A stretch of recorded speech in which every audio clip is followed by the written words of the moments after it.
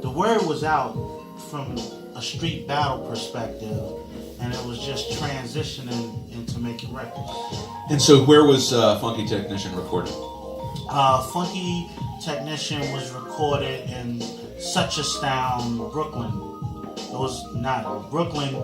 The name of the studio was called Such a Sound Studios, and it was in Brooklyn. And you would travel from the Bronx to engineer was Brooklyn? my man Slow-Mo. Yeah. How long did it take you to make it? Wow. Not long. Because you figured I started right after the seminar.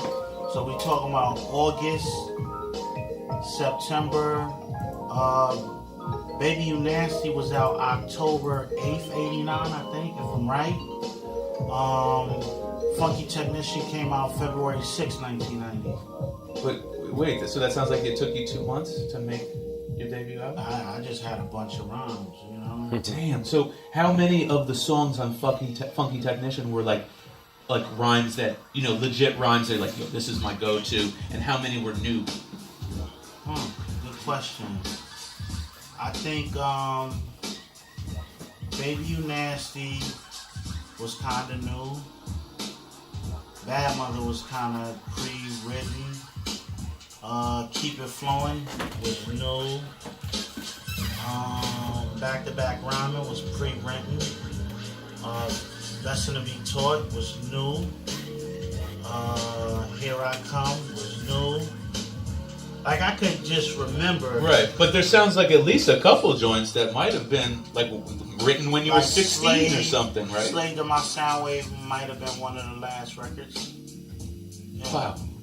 I'm just always amazed, like when we were interviewing MC Search, and he was telling us, I was going to school to be an Italian opera singer.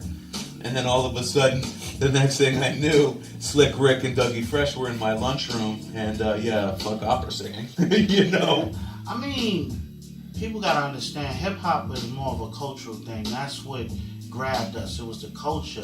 It was the gear. It was a lot of things. It was the b-boy. It was the b-boy aspect. It was the graffiti. It was the break dancing.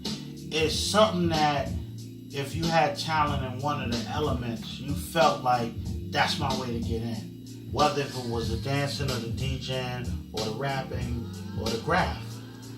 And in New York, I'm also from New York, and growing up, we're close in age.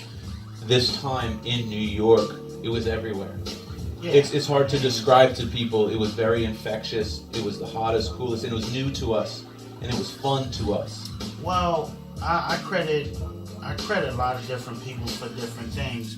I credit Jazzy J, the original Jazzy J, the incredible, iconic Jazzy J. In fact, I'd like you to do I'm sorry to interrupt you, but I'd like to do a close-up on this.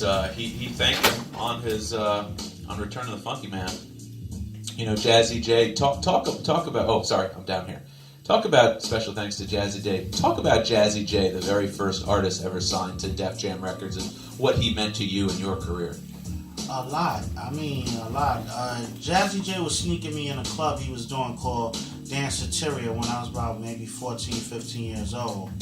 So, it was Danceteria. Like cafeteria, but Danceteria? It was called Danceteria, and he used to play that party. It was downtown in Manhattan, and that's the first time I got to see like